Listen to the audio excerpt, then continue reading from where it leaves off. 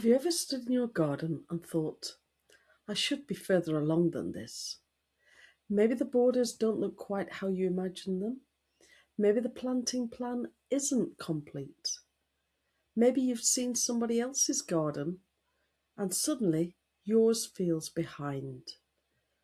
But what if I told you you're not behind at all? What if you're simply in a different season?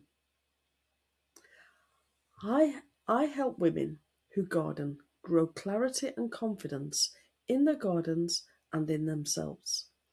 Today, I want to explore what being in a different season really means and how understanding it changes the way you garden. One of the quiet pressures in gardening is comparison. We compare our progress, our planting, our knowledge, our timelines. And when someone else's gardens looks fuller, tidier, more established, we assume we've fallen short. But here's something we forget. Gardens don't move throughout the year at the same pace.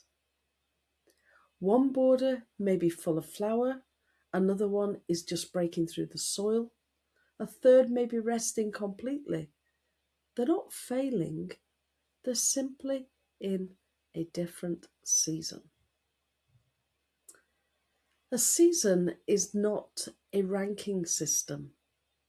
Winter is not worse than spring. Early growth is not inferior to maturity. And rest is not failure. Yet we apply those judgments to ourselves.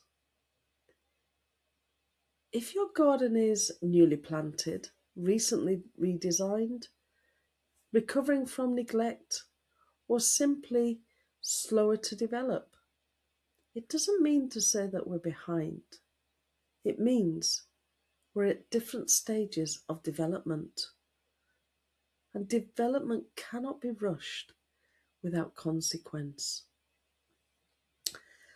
So think about a newly planted shrub. In its first year, it doesn't look impressive. It might even look sparse, awkward, underwhelming. But underground, something important is happening. The roots are establishing, energy is building, structure is forming. If you compare that shrub to one that you planted 5 years ago, of course it looks behind. But it isn't behind, it's simply younger. Gardens teach us this constantly if we're willing to see it. So, what changes when you accept you're in a different season?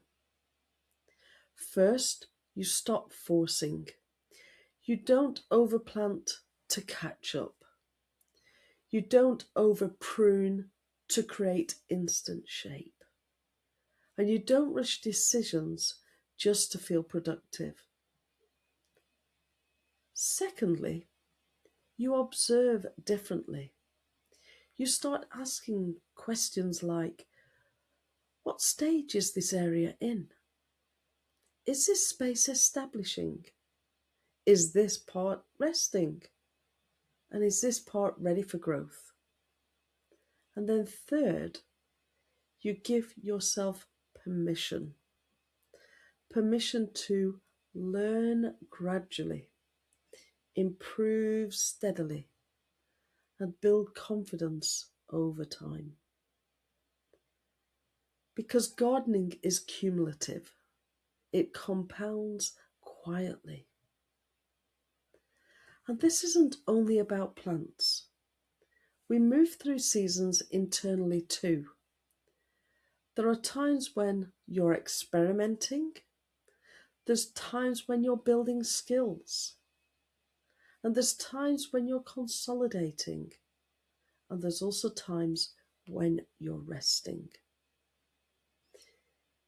If you're in a season of learning, you won't feel as steady as someone in a season of mastery. That doesn't mean to say that you're inadequate, it means that you're growing. So, if you're feeling left behind, take a look at your garden again, not through comparison, but through season. Ask yourself, what actually am I in? What stage, what season am I in? Because once you understand your season, you stop competing with someone else's timeline and you begin to work confidently within your own. For me, I'm in different seasons all the time. Right now, I've been in a season of resting. My garden is resting too. Shortly, we'll be looking for growth. But before that happens, I need to go out and do a few tasks. So, my season of resting is coming to a close. My season of building is beginning. So, remember, every garden grows with care, and so do you. Until next time, keep growing in your garden and in yourself.